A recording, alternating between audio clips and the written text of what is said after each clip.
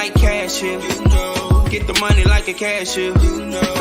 Customer, clientele. I was broke, that was last year. Getting money like a cashier. Get the money like a cashier. Benjamin, nothing less. I was broke, that was last year. Don't change them. I never switched up. Been down since day one. Stay social. People change them. I never switched up. What's up, everyone? Hey. Welcome to DBT Live. Tonight you see 3, but there will be 4. My name is Marcus. How y'all doing? My name's Kevin. What's up, guys? Mike Carter, aka the Paperboy. Good evening, good evening, good evening. How are we doing today, guys? Am I frozen? How are we doing? That's a great question. There's some things I actually wanted to talk about. I'm glad we'll have hopefully Senator Coleman on, but there's some things out there. There was a Senate Bill 128 that came out that was a bill to basically deal with police officers in schools. It was sponsored by Senator Buckner as well as Representative Harrod. And they killed the bill because there was a huge outrage amongst the law enforcement community. And of course, they went to the extreme opposite of this would breed criminals in the schools if they're not allowed to come in and deal with it. So that was nonsense. But nonetheless, that I kind of wanted to talk about that because that bill actually was pretty good in terms of it prevented officers from making referrals for minor things to the court system. And so they're directly trying to deal with the getting rid of the school to prison pipeline. So there was that. But what can I say? I don't know. It got killed and I was not super happy about it, but I guess it is what it is at this stage. Hopefully it comes back. Well, and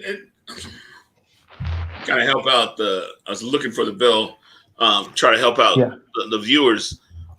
It kind of explained to me exactly what it did. Did it decriminalize, or the way it was being talked about, which I knew was hyperbole, was it was going to allow, the attacking of teachers, the attacking of administrators, the attacking of students. But you guys both are more familiar with the bill than I am, and you guys both members of the school board. What exactly was the bill asking? Well, and I'm trying to find it real quickly. It essentially wanted to basically allow health professionals and others to deal with issues in the school. So back in the day, you get in a fight in school, the police were not called and you were not arrested, essentially. But now, you can be referred to and submitted to juvie court or to municipal court or whatnot. So that was the gist. But I'm actually finding it right now because I'll share it with you all, just because, quite frankly, it was. And then one person had made a comment and said, "Are you all concerned about this like me?" It was another judge. It's Senate Bill 21-182. I apologize. 182. Okay. 182. And so when you brought that up, I went and looked at it, and God forbid, do not read the comments, guys. Stay out of the comments. The Denver Post did a piece on it. We'll try to find that and throw that up there for you guys in the comment section. Don't read the post because basically the answers and the argument were the individual who fired on the people in the King Supers in Boulder, got into a fight in high school. Yep. And was charged. And this was saying, and this is an argument, this was their counter argument. Well, this person would have never gotten charged because of this bill. It would allow, and then they would go down the rabbit hole of this allows like teachers being attacked, students being attacked, administrators being attacked. But that wasn't the purpose of the bill. And I was trying to get to the meat and the purpose of what this bill was trying to do. Yeah. And so it essentially came down to, and I got it up here now. I'll get it shared. But it prohibits law enforcement officers from arresting students or issuing a summons, ticket, or notice requiring the appearance of a student in court or at a police station for certain offenses and conduct. Now, if you pull a knife on somebody and stab somebody, it doesn't prevent that. Yeah, the specificity is not there to outlaw that. Right, exactly. And so that's essentially what it did. And it basically it didn't eliminate resource officers. There's still local control by schools to be able to deal with that, but it essentially, in a sense, neutered them to an extent that you can't do certain things. And that's what they don't like right here. The next paragraph says the bill requires school districts and institute charter schools to adopt policies for selecting school resource officers if the school district or institute charter school elects to contract for one or more school resource officers. So saying you're going to have a policy for how you're going to even have these school SROs in the building, as opposed to just, yeah, we got them, they're over there, they're in that office, right? Yeah. No, what's the process? We want to know what's the deal, not just, in our case, Aurora PD told us this is how we're doing it. Or, you know what, we have an old contract that's basically just grandfathered in. You guys are okay with that, right? Yes. We need to bring that. Oh my God, yeah, not to start getting into school board. Well, that was the next question I was going to have. Yeah. You guys remember the school board? How do you feel about school resource officers? Well, I'll go ahead and inside of the schools. Mm-hmm. I'll jump on the soapbox real quick, because just being on the community police task force, in the ramifications of Elijah McClain and whatnot, and just recognizing violence against Black men and women, or young men and young women in our school district. Also having heard from administrators and staff at multiple levels talking about how out of hand it can get while still falling within the parameters that we've allowed in our school district. From a contract that none of us probably really read before things started getting really out of control. I don't know that the problem is necessarily having them in the building. I think the problem is more systemically that administrators, building leaders and staff, across the board are utilizing SROs as a weapon, saying, you know what, now you do this, and then the SRO is going to do this. You call this student into this room. Yeah, I'm gonna call this student in this room because we know they have this issue. And then when they do this, the SRO is gonna be waiting right there, and boom, we got them. I've also heard from staff that they'll target a student and they'll go through their social media and see what they can find. All right, boom, now call SRO real quick. And I'm talking about straight from staff, and not just one staff. I've heard this from multiple staff. Which is, oh my God, COVID, y'all. I'm blaming COVID for why I haven't, raised a huge stink about us needing to make these amendments to our contract with the SROs. And I'll let you jump in, Marcus, but I want to throw one more thing in there. I've heard firsthand from people that have had to intervene in situations such as one student is in trouble, they're taken into a room, into the SRO's office, and they're surrounded with 5 or 6 SROs and officers. And they're in that room for hours on end. Who knows what's happened with that student?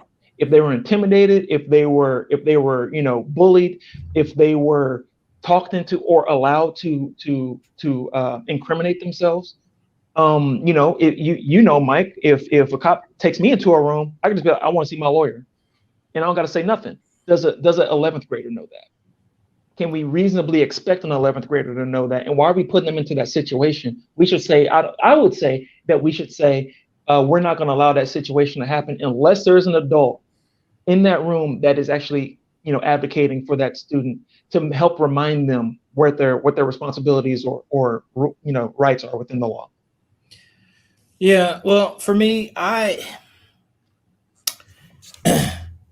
personally don't believe that school resource officers are necessarily necessary per se in the schools.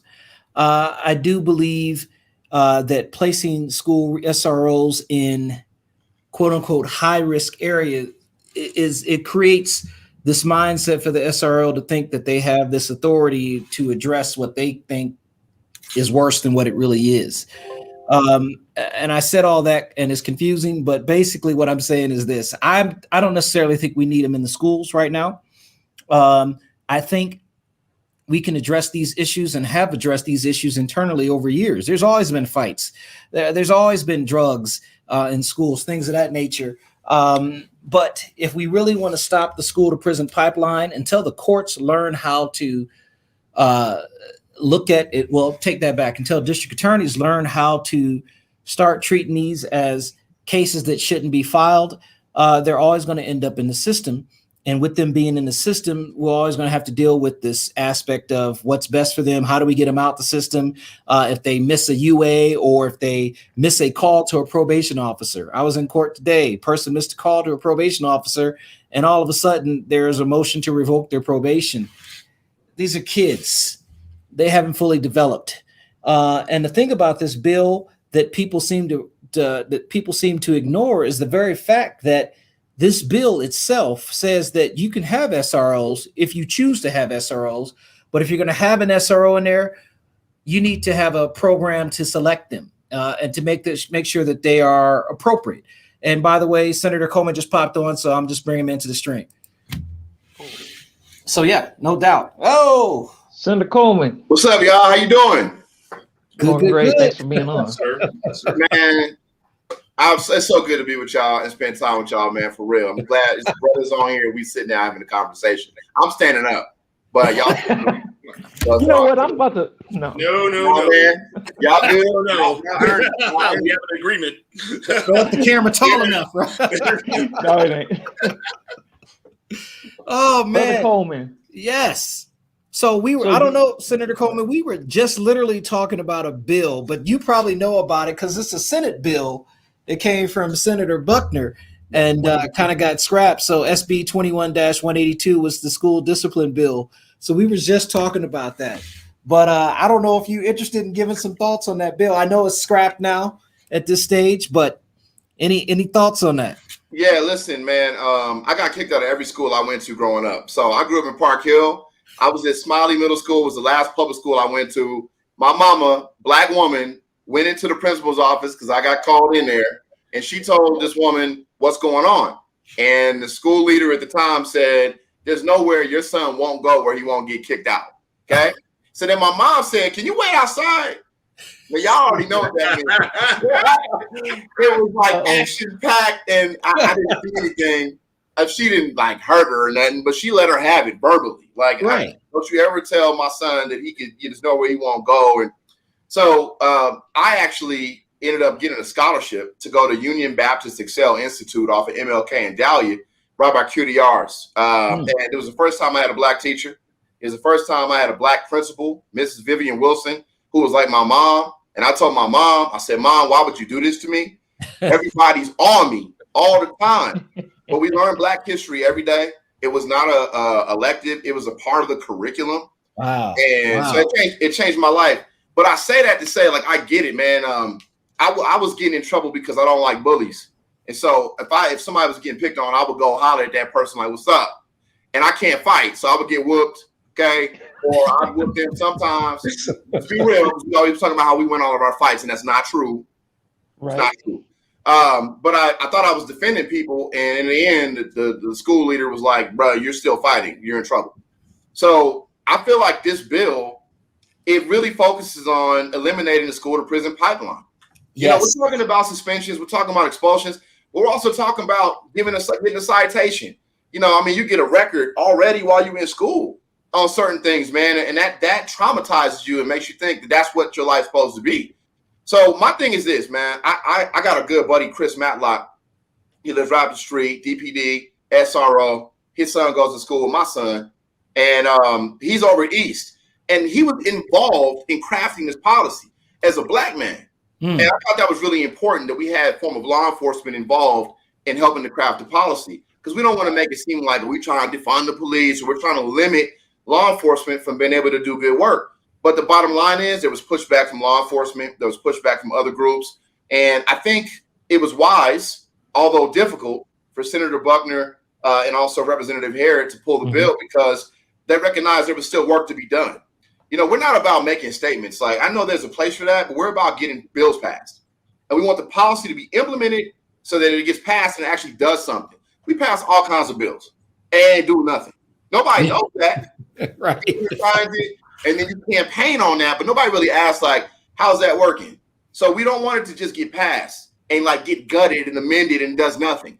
We actually want everybody to be on board. We want it to be implemented, and we want kids to be safe, to be behaved, you know, to have some kind of correction, some kind of intervention, but not policing, not traumatizing you, not making you feel like this is who you're supposed to be and what it's supposed to be. So last thing real quick on that, I'm a preacher's son and a preacher, so, you know, I talk, so I'm sorry. Real quick, shout out to both my colleagues, man, you know, Representative Harrod, but especially Janet Buckner. Senator Buckner, she might not say this publicly. She got some nasty mail, man. She got some nasty messages. And look, I'm 33, man. I'm 6'2", 200 some odd. You know, I'm not bulletproof, but like, you're not gonna step to me, right? And step back to, like, she's an elder. Okay? She's a little small, like, so, like, you know, I'm worried about her safety. You know, we got to have cameras installed in our houses inside and out. You know, her husband, my former principal, I served. I went to Overland for one semester because I wanted to go play football under John Buckner before he ran for House. Right. So like, he passed away. He's gone. She has sons and daughters-in-law, you know, but like, she's by herself in this house, man. So when she gets emails and messages talking about we're gonna strip you down and beat you and all this kind of stuff, I'm like, let me run that bill. I'll run it next year. Because right. She's capable. She's willing. She loves kids. Especially kids look like us. Yes. But she put herself in harm's way, which is what we do. So I wanted to say that because a lot of people think we just be playing. Right. And she really put herself in harm's way to try to get a bill passed to save thousands of kids. Well, let me just say this, and I'll let the others jump in. What really disappointed me is I do work as a part-time municipal judge, and a lot of the municipal judges dislike the bill. And the problem that I have with their viewpoint is they weren't looking at the benefit or the effect on the students themselves.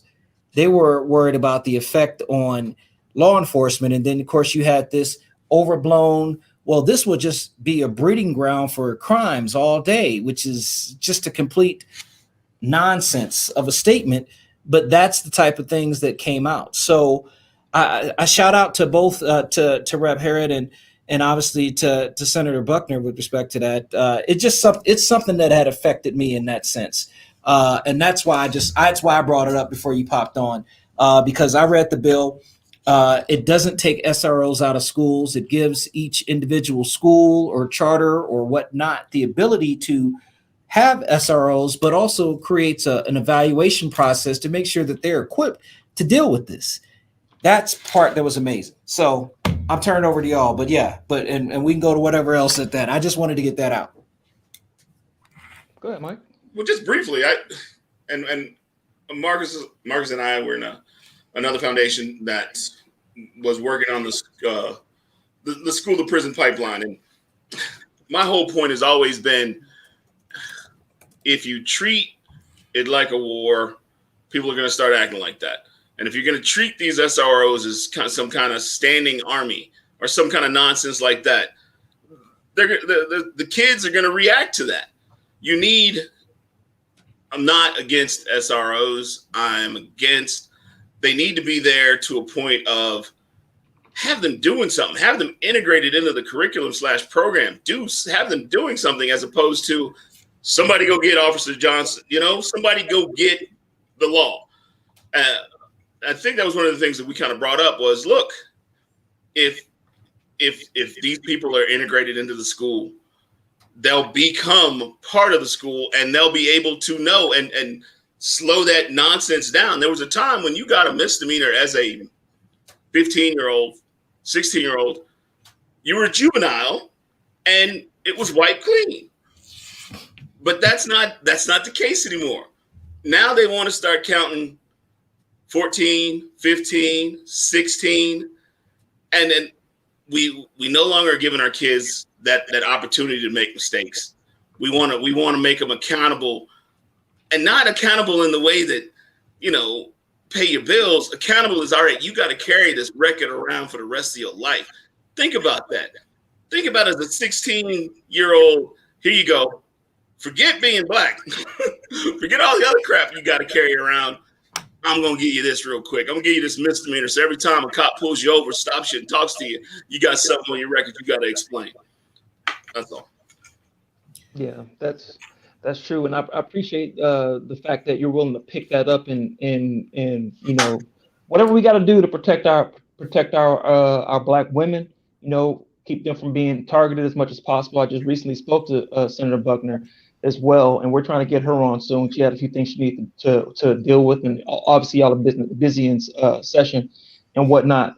But when it comes to the SROs, I'm kind of neither here nor there when it comes to having them in the building, because we can have a very tight patrol.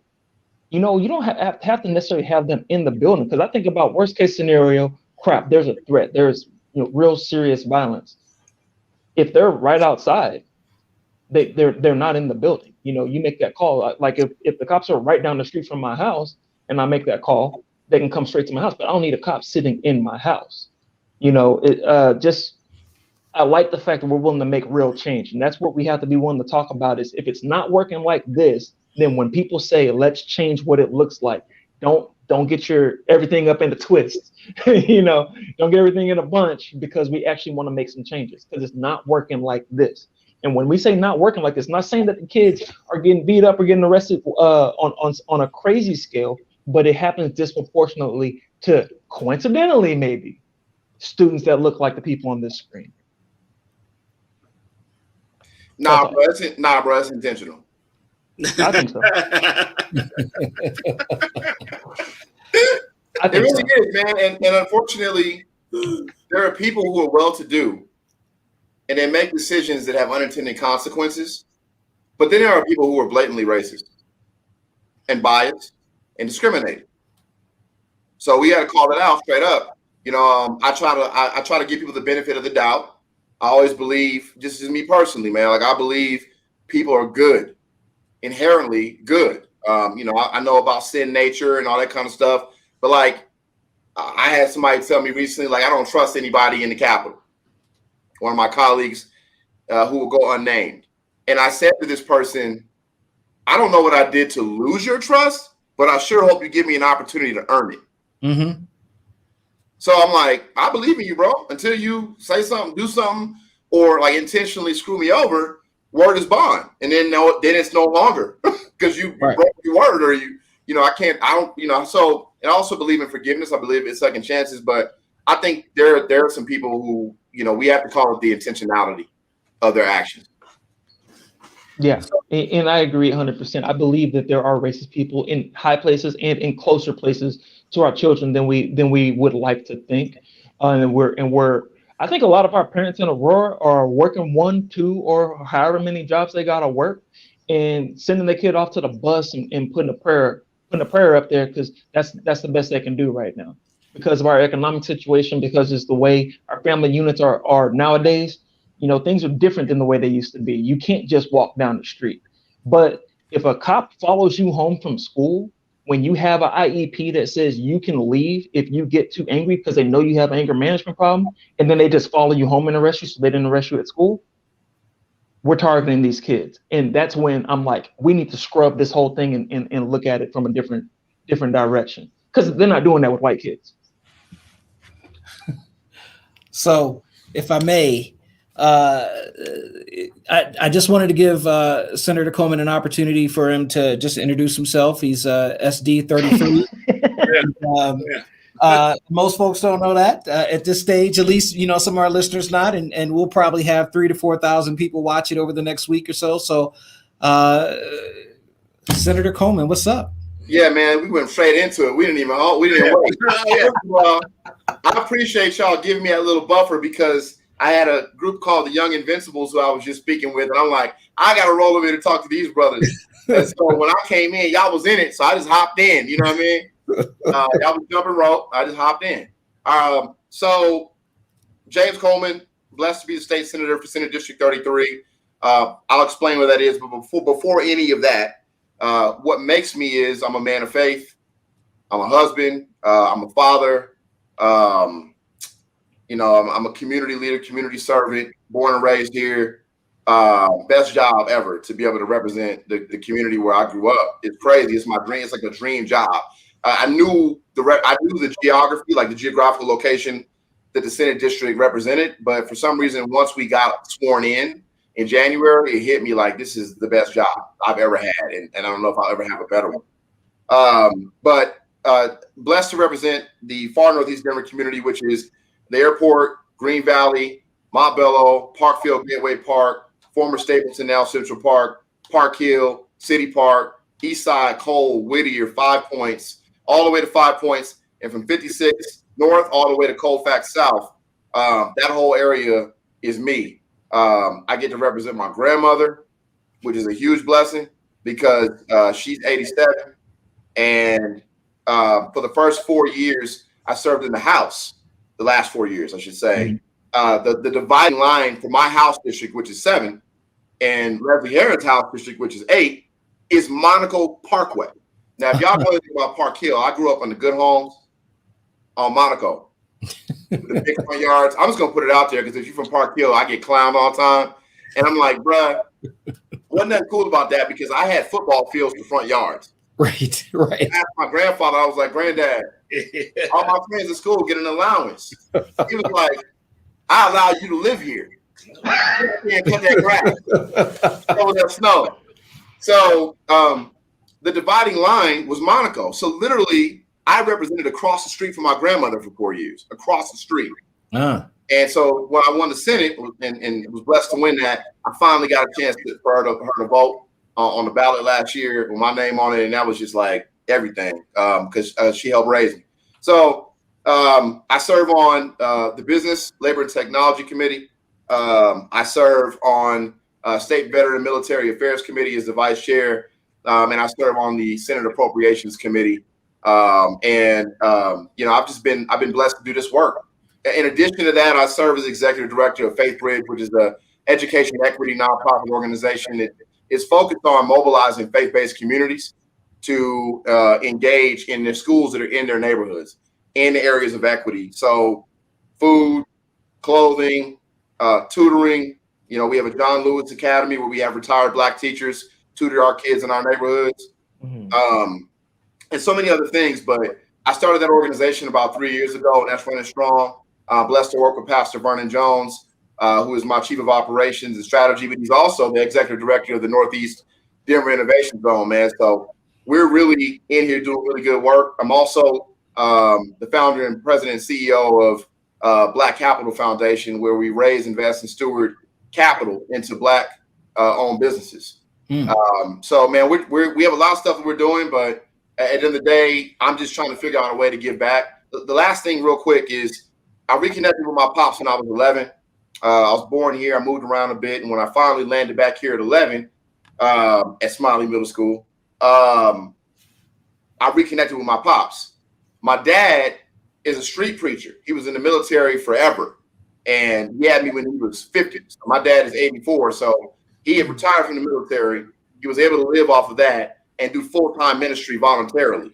And so when I reconnected with him, he was in his 60s. So it wasn't like, let's go hoop, let's go get a slice of pizza. It was like, let's go to the Denver Rescue Mission. Let's go to St. Martin's Plaza on Downing and Bruce Randolph nursing home. Let's go to the Rocky Mountain Food Bank. Let's go to the shelters. And that's what we did. Walked up and down 5 Points. Mr. Joe Dixon's shoe shop, praying with the cats. And Mr. McGill used to get my haircuts when he had a barbershop over there on Welton Street. So that really put me in a position to be like, I'm conditioned to do this. Some cats, they're good at, playing sports. They're good at communications. They're good at different things, and they go into professions and do that. I've just been blessed with a natural ability, and my dad conditioned that in me to go out and serve and help people. So to do this job and get paid for it, get paid to like be a public servant, it's crazy for me, and it all comes back to faith. I got licensed from Notre Dame when I was a minister at the age of 13. I was preaching in churches all around the metro and speaking like I knew what I was talking about. I did not. But, I went to college. I went to Oral Roberts in Tulsa, Oklahoma. I'm sorry for busting y'all brackets. But, I got a faith-based and a secular education in a very conservative, evangelical, right-wing Christian community right down the street from Black Wall Street in Tulsa. Yep. So I just been blessed to be everywhere, man, and influenced and conditioned in a way that I think puts me in the right place. And I do this ultimately because I believe it's really a sacrifice. It really is laying down your life. And that's what my faith teaches me to do. And so I get to do that for my people too. So it's dope. Appreciate y'all letting me share about myself. Well, let me just make this comment. I went to the University of Tulsa for law school. This is the first time ever that Oral Roberts was better than University of Tulsa in basketball. So I will give you that credit. Ever.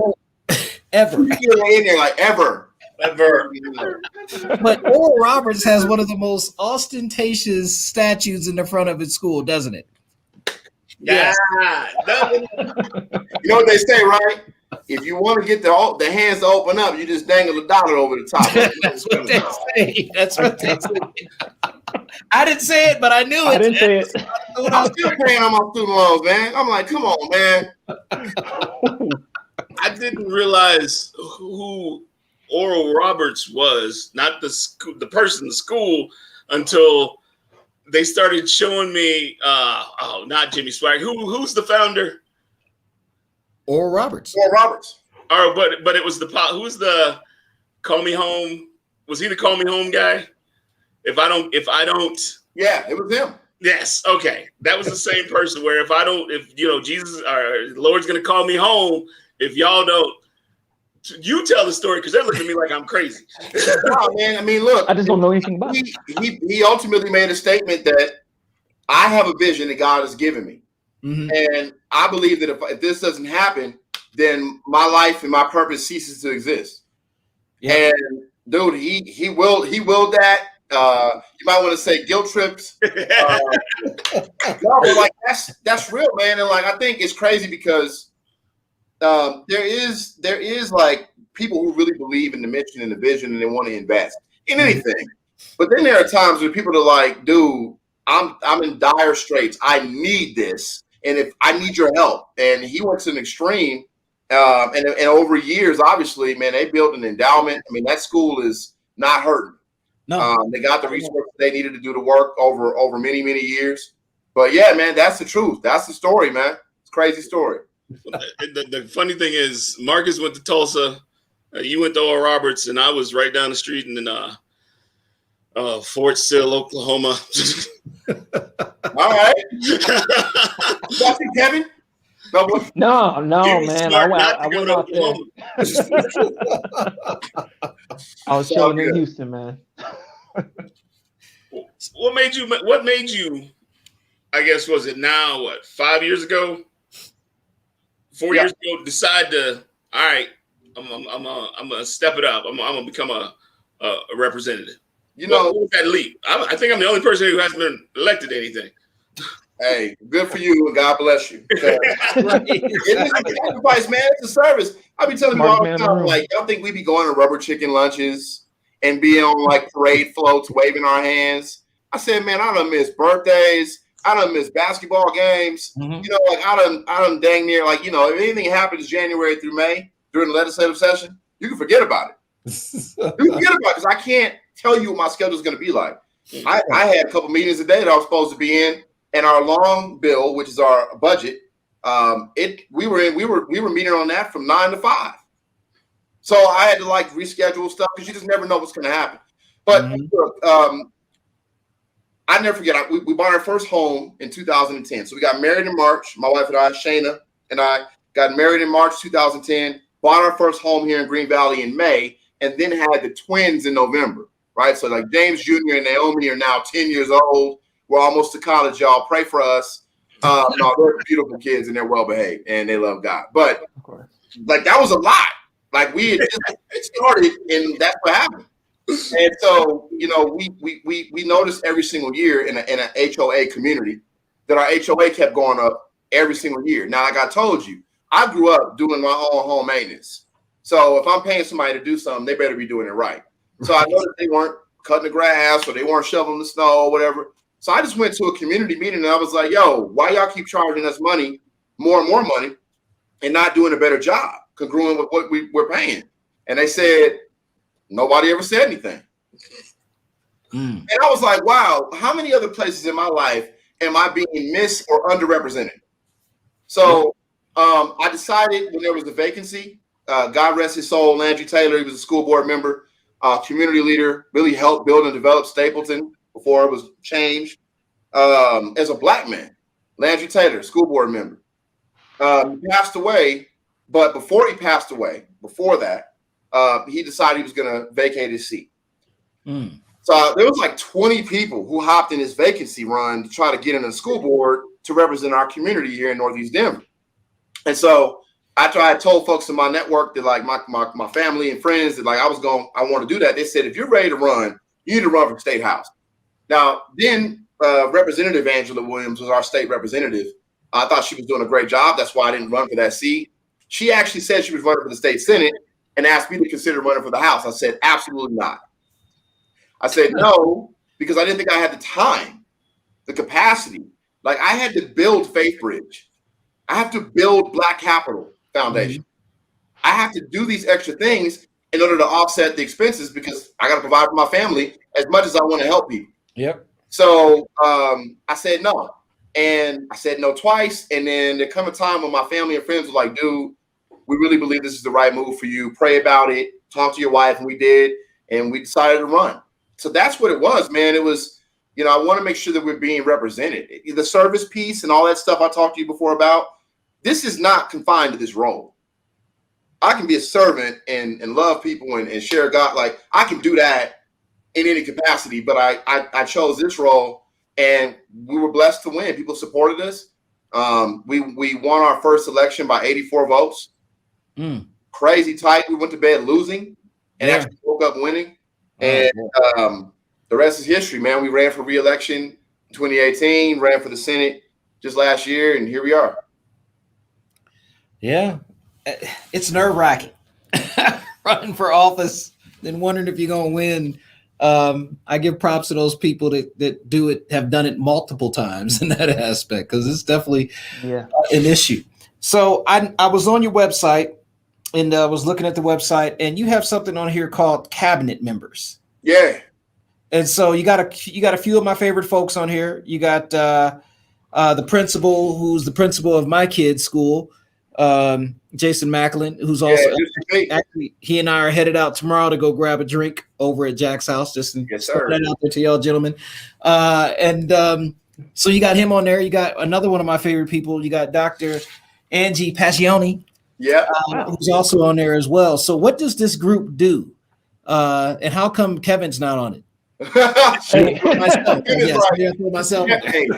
Kevin was like, hey, make sure you ask him that question when he come on. Kevin, you could have just been like, James.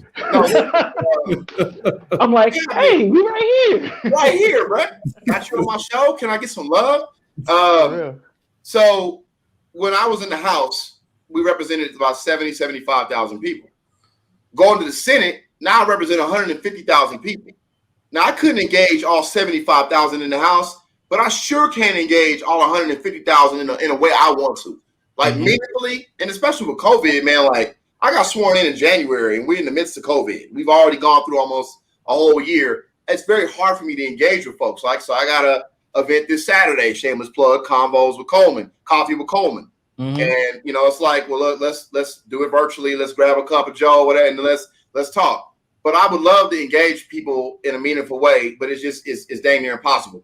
And when I say engage, I don't mean just like chopping it up, which I love to do. I love to hear from people. That's how I know what's going on, know what the problems are, know what some solutions are. But I also want them to be like, after you get elected, it's like we don't see elected officials for 2 or 4 years. Right, yeah. Till I get a mailer, till I get a call, till I need some money, right? Yeah, till I need your vote. And I'm like, nah, the work don't stop once we get elected. I need you the day after I get elected to be hitting me up and let's talk about policy. Yeah. You know, let's talk about this $32 billion we got at the state level and what we're going to do with that money for our community. Mm-hmm. So the cabinets I created for 2 reasons. If someone's running a bill, every single time they should be asking, what does this do for the Black community? Mm-hmm. They don't ask that question.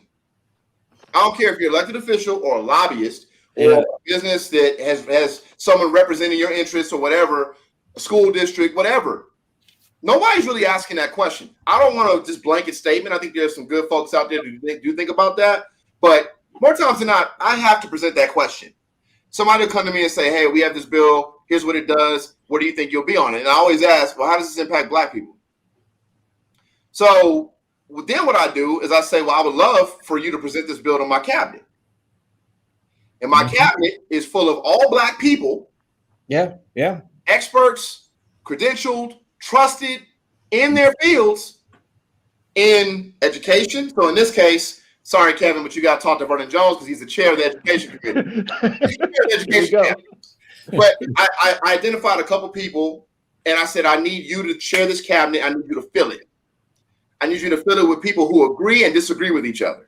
Mm-hmm. The common factor is they're Black. Everything else, they can be whatever. So we did that with education, which is higher ed and K-12 and pre-K. We did that with energy and environment. We did that with criminal justice. We did that with business. We did that with agriculture. We have ones we haven't put on there yet because we're still building those and developing them out. But now, anytime somebody comes to me and asks me, they better have enough time between the time they ask me and the next meeting that we have, which is pretty frequent, to come and present that to these experts. Because they can look at me and tell me something, and I'm not an expert in everything. So I might not know. But you ain't gonna tell Dr. Piccioni, okay, or on the healthcare cabinet, you ain't gonna tell Dr. Terry Richardson. Right, yeah. You'll be like, I've been practicing for 20 years as a Black woman trusted in the community. Like, you ain't gonna pull that on me. So that's what the cabinets are. I created them because they advise me on how to vote. They have power, they have authority. They need that. We need that. And once we get into office, we can't just hold it ourselves. Like, we got to give that power and authority to the people who are in our communities. So they advise me on that. The second thing that I'm most excited about, they help me draft policy for us to run, for us to then get passed and get implemented and make an impact. Wow. You know, so that's what we work on, man. That's what the cabinets are for, to make sure that every time you run a bill, you better be thinking about coming and engage the Black community. And it's not just me. Our Black Caucus does the same thing. Mm-hmm. Any of our colleagues can come and meet with us every other Thursday. We sit down, we break bread, we have breakfast at whatever restaurant, and we invite them to come and present the bills to us. We as a group don't endorse a bill, but we can support a bill because the Black Caucus is actually a nonprofit organization. It's a 501c3. Mm-hmm. So we as elected members, we join, we get elected, and we become part of the Black Caucus. We individually have our own votes, but if we endorse something, it's a majority vote. And that's good because then the Black, the Latinx, or whatever caucuses support this. That's powerful, but we can't just be giving it away. We can't be like, what'd you get from that? You said you're going to vote yes. What'd you get for us? Nothing. I'm a Democrat. You know what I mean? Well, I'm glad you mentioned, the Black Caucus needs to endorse things because, we're going to be coming around like that. Those Black thoughts, when y'all candidates, y'all running for office, that involves you as well, Brother Coleman. When you putting your hat out there, to the community asking for their vote next go around, we have a round of candidate interviews. We're taking that seriously. People need to be willing to come and speak to Black media as well and make their case for why they deserve to be in office, because that's a question that Marcus is really good about putting to him. Honestly, everybody on the show is really good about putting to him is what exactly is your plan for the Black community in your capacity? And, we've gotten the answer, what, I think this plan is going to benefit everybody. But then the second time they come on, hey, what's this going to do for the Black community? Then their answer gets a little bit more refined. And now we have something to hold them accountable to. So it's good to have a habit of doing that. And it's not about excluding anybody else, but it's, everybody's got to clean up their house and start at home. And I would go a step further, Kevin. I know, like, we're talking about interviews, but we ought to be identifying, recruiting, training, running people from our community. Yes. Like, bruh, You're like if I'm the one who found you and trained you and recruited you and supported you and raised dollars for you, I ain't gotta ask you no questions. I'm making sure you know the answers. Yes. Right. I'm not gonna support you. I'm not gonna put you through all that and help you get to that point if I think you're a clown. You know, like, you're really gonna get some work done. But to your point, there are folks that we haven't had a chance to engage and find and recruit. Yeah, and I don't know why people scared out here, because like, if you really believe that you're the person to serve in this capacity, you got to speak. How you gonna speak on behalf of somebody else? You can't speak for yourself. Exactly. Facts. You need to get in front of folks and have a conversation, man. Say it, James. Senator Coleman. I was going to Keep it official. Preach. No, but there's only 2 black men, man. Javon Melton was termed out. Shout out to my man, because he fully termed. He was there for 8 years. One of the most intelligent brothers I've ever met. Yeah. That dude knows the legislative process like the back of his hand. He knows all the tricks. He read the book. There's books we have to read in orientation. Don't nobody read. He read the book. He knows all the rules. So like, he be sitting there playing with people and like calling out certain like 21C-38, and like they be like, what?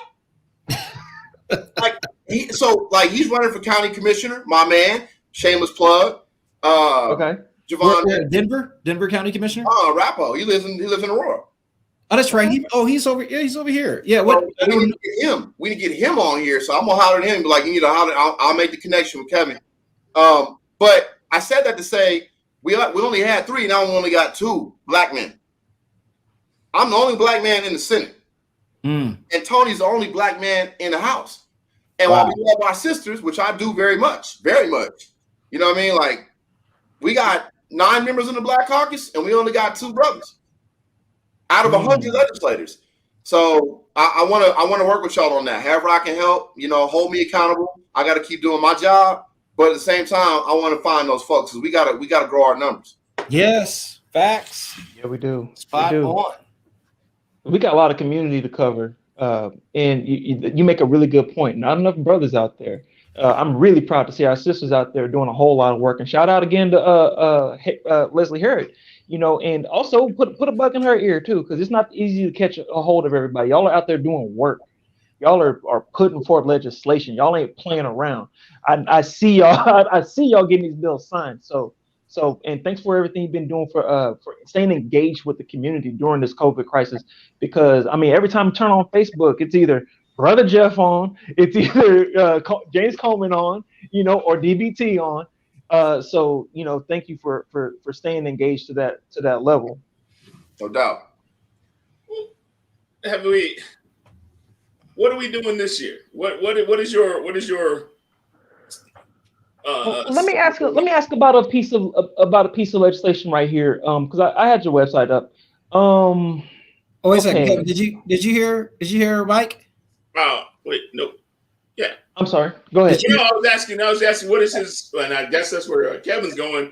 Like, what this year, what is your personal project? What are you trying to get through right now? Absolutely. So I'm horrible with numbers, so I'm just going to tell you what it is and what it does. Let's start off with the first one, man. I know y'all want to talk about this expungement bill. So I actually I postponed indefinitely is the term. I killed my own bill. I postponed indefinitely an expungement bill that would have focused on expunging the records of nonviolent offenders 3 years post-sentence completion. Yep. I did that because in Colorado, we don't do expungement the way that we do sealing.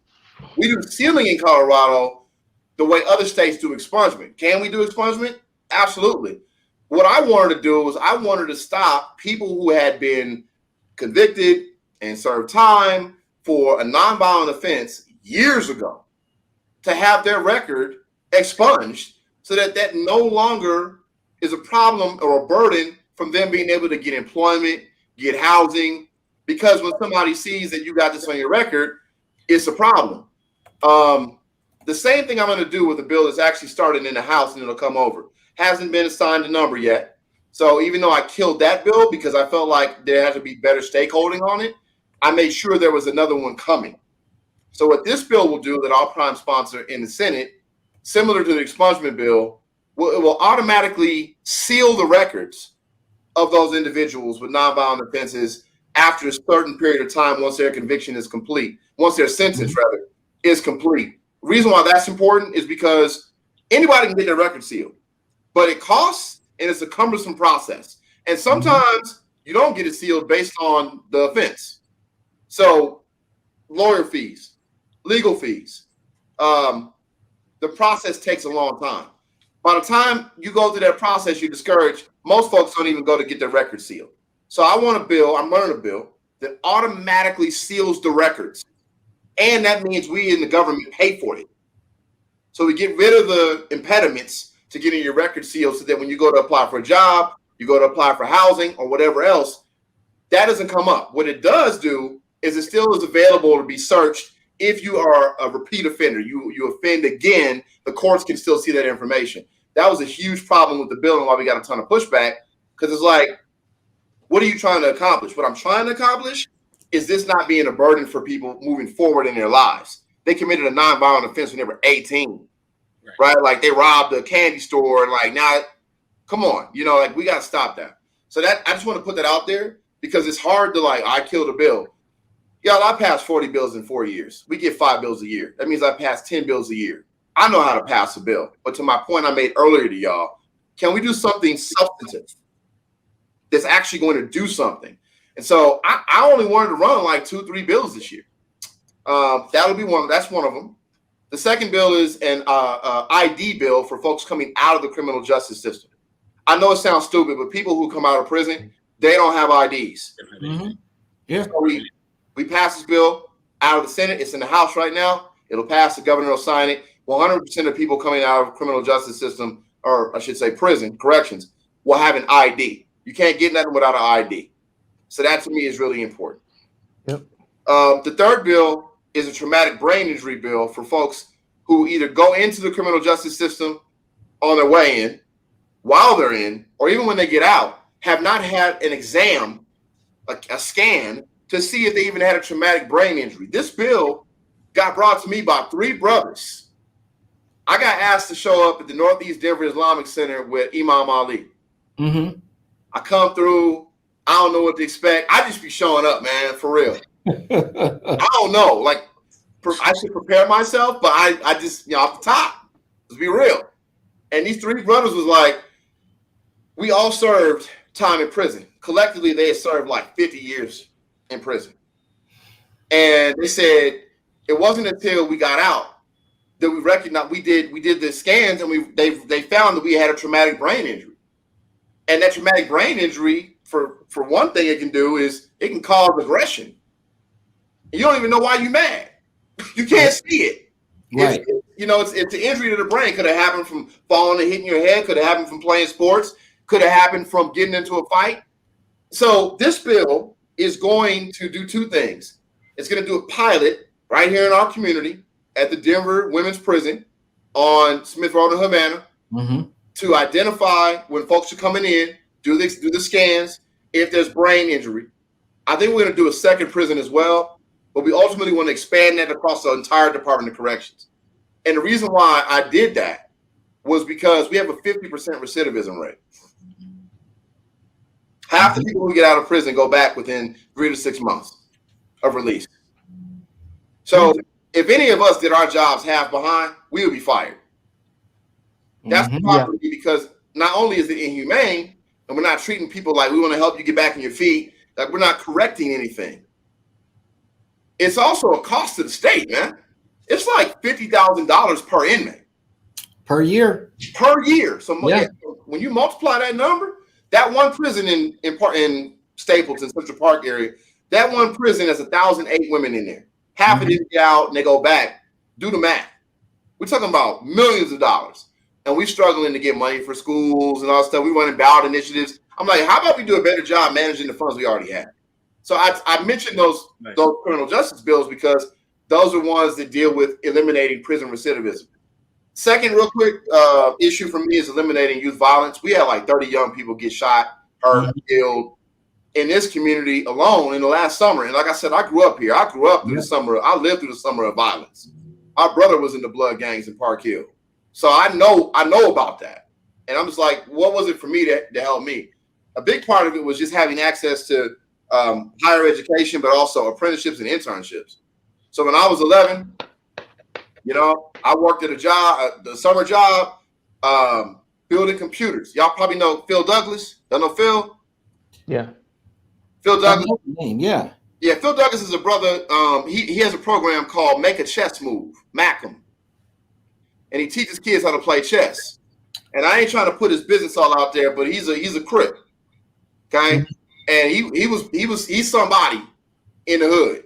So when I went to this program called Youth Biz when I was 11, Phil happened to be working there. He was tie-dyeing shirts and selling them in the community. It was teaching us how to rebuild and repair computers, the power ones. Like, I learned this at 11, how to build it down and build it all the way back up. They taught us how to give a business presentation, how to shake a hand, how to look in the eye contact. And this is a brother that if he knew who my brother was, I don't know if it would have been all love. Right. Right. Yeah. But like, yeah. I went to that program, and instead of me doing something I shouldn't have been doing, which it was looking good. It was looking real good. I've seen more money as a kid in Park Hill in a backpack than I've seen in person as an adult. So like for me, I'm like, y'all making that kind of money? So I was blessed to go over here and work. So I'm running this bill that it starts off for students in their senior year of high school. They've completed enough credit hours to graduate in their junior year. So their whole senior year, they ain't doing nothing. They could, but they're not. Right. And what I'm doing is I'm providing an opportunity through this bill for them to use some of their per pupil revenue, 25%, to use towards college. They could do concurrent enrollment, but they're not taking classes. They got to take a class in order to do concurrent enrollment. The Ascend program is only for fifth-year seniors. So there's this gap where we got like 700 kids right now in the state who could be taking some of their funding to be able to go and go to college. What I initially wanted to do was for them to be able to use some of that funding or just partner with CareerWise or other apprenticeship programs to do an internship or apprenticeship their senior year. They get some experience, they make some money, they stay out of trouble, they get a better idea of what they do or don't want to be doing. And we stripped that piece out because we had an issue with the Office of Economic Development. We're going to bring that back. I'm already working on that for 2022. Those are the bills that I'm working on. I will be working on a $30 million stimulus bill, the Colorado Startup Loan Fund for small businesses. That bill is going to be coming through this year as well. We are working right now on equity language because all that federal and local money that we got didn't go to none of our Black businesses. Yeah. So if I'm sponsoring the bill, we are creating the language so that we are not qualified or disqualified before we even get a chance to apply for the funds. It's not first come, first serve. It's not for major businesses. Sole proprietors can apply. There is a rollout. We do track how many businesses of color, Black businesses are getting that money. How much are they getting? So there's a lot of work that's being put into that. And the last thing I'm proud to say today, during our long bill, our budget amendment phase, I ran 2 amendments, one of which was to create a chief equity education officer at the Department of Higher Education with Andy Piccioni to make sure we increase our numbers of Black kids going to college. And that's from enrollment and admissions to culture while they're there, helping them retain and not leave, teaching culture and history. There's a lot that this person can do. So that's one amendment that passed today for about 160 grand. And then I ran another budget amendment to get $1 million for a program called the Tony Grapsis Youth Services Board. This program provides youth violence intervention and prevention services through a lot of community organizations in the hood. Even some like Boys and Girls Club and others get this money. And when COVID hit, we did not fill them financially with the money they needed to provide to these local organizations to work with our youth. So the last thing I haven't run a bill on, I mean, you could say it's the stimulus bill. My last issue, so the first was prison recidivism. Second is youth violence. The third issue is the Black wealth gap. Yeah. We ran a bill at the end of last year that gave $4 million to minority-owned businesses across the entire state, y'all. $4 million. That's not a lot of money. Nothing. got challenged, got sued. Yes. The barbershop bill. You saw that. The barbershop bill. The barbershop bill. Mm-hmm. We had to change the language to identify with us. Businesses in low-income, disadvantaged communities. And I'm just like, bro, this is crazy. They just passed, as a city in Illinois, $10 million for 400 Black families who have been discriminated against to get $25,000 each for a down payment on a home. Yep. So I know it's not a federal issue. It's something in Colorado's constitution that we got to figure out. We ran a disparity study bill and passed it last year. Great bill. The bill helps us identify Black-owned businesses to get government contracts to do work. But that doesn't allow us to run bills that direct dollars specifically to communities. So I'm still working on how we get money to Black-owned businesses. And that's something that I got to figure out. When I first ran for office, right, it was like education, criminal justice, economic development, and it sounded nice. But like, I'm not running all them bills. I'm running a few bills a year, and they got to be seismic. It'd be rock solid. You got to make it move. You got to feel it. And I want to be very specific about the areas. So I've turned down a lot of bills. It's half the members in the Senate, right? So we got to have somebody sponsor the House bills when they come over. There's a deal with prison recidivism. There's a deal with youth violence. There's a deal with the Black wealth gap. I'm sorry, I can't run that bill. I can support it. I can stakehold. I can help. I can work. But I'm not going to prime sponsor a bill unless it deals with these issues. So just trying to be laser focused. That was a long answer. I'm sorry. But no, I like it. Hey, when Senator Coleman's on a bill, that means something. Yeah. Yep. It means something. If I'm standing here sponsoring a bill and running a bill, that means something. It's real. I like that. Absolutely. And what I was going to jump in with was that traumatic brain injury bill. And you came straight to it and you knocked it out of the park. See, that's what I'm talking about, man. We got workers up in here that's doing something, And first of all, go to what's the website so we can actually pull up the legislation. leg.colorado.gov. Just leg.colorado.gov. And then look up James Coleman. And you can see every single thing that he's talking about. And you talked about concerning successful high school transitions.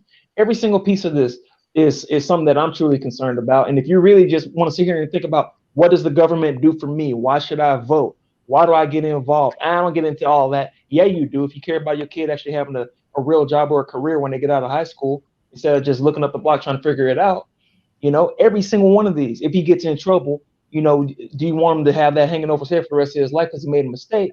Or do you want to get that expunged after a while? Support these people. If not, you can be that person. Absolutely. That's it. So, man, that hour went by on the quickness. And shout out to him standing the whole time. Shoot. Yeah, that's true. I don't know what happened. All right. Shout out to the Nikes. I know you're wearing them dress shoes. You already know, bro. It's like waist up. That's what we do. Hey, that's right. That is right.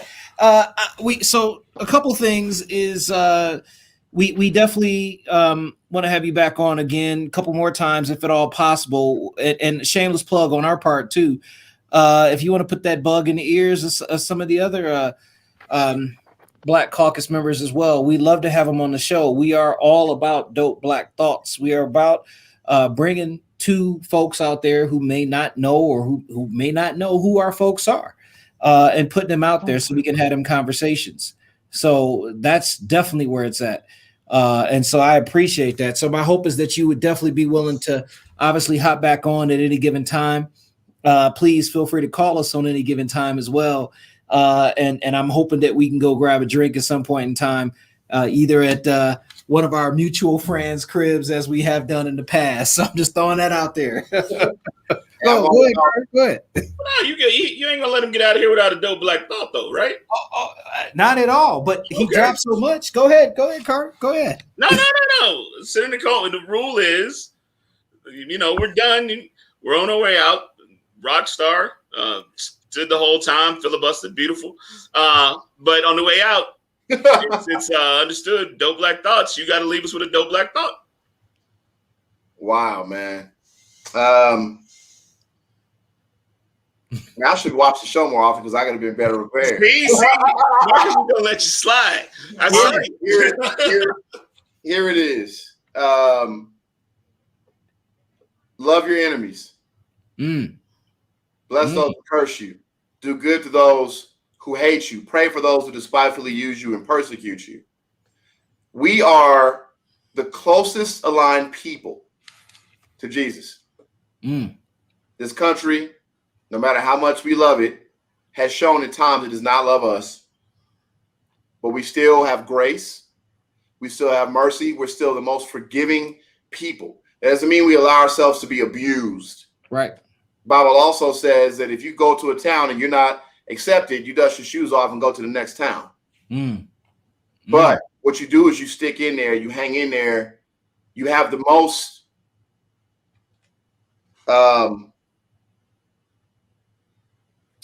perseverance, the ability to persevere than anybody else. And it is ingrained in us and ingrained in the history of this country. We ain't going nowhere because we built it. Is it? So we have to have that element of love, but at the same time, we have to have that element of intentionality. And that's what you brothers are doing. And I appreciate y'all having me on because this is like the barbershop to me. This is like therapy. I need to sit down and really have this conversation with y'all. And I appreciate y'all letting me get it out. But, you know, anytime I'm more than happy to come back. I want to support the work you were doing. It's not about promotion. I already texted Kevin and Javon.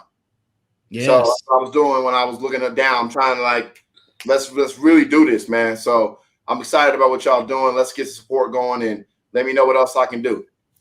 I appreciate that. Very nice. And not much to say except it was an honor. It was a pleasure. And with that, hold tight, Senator, before you go. But with that, Dope Black Thoughts out. What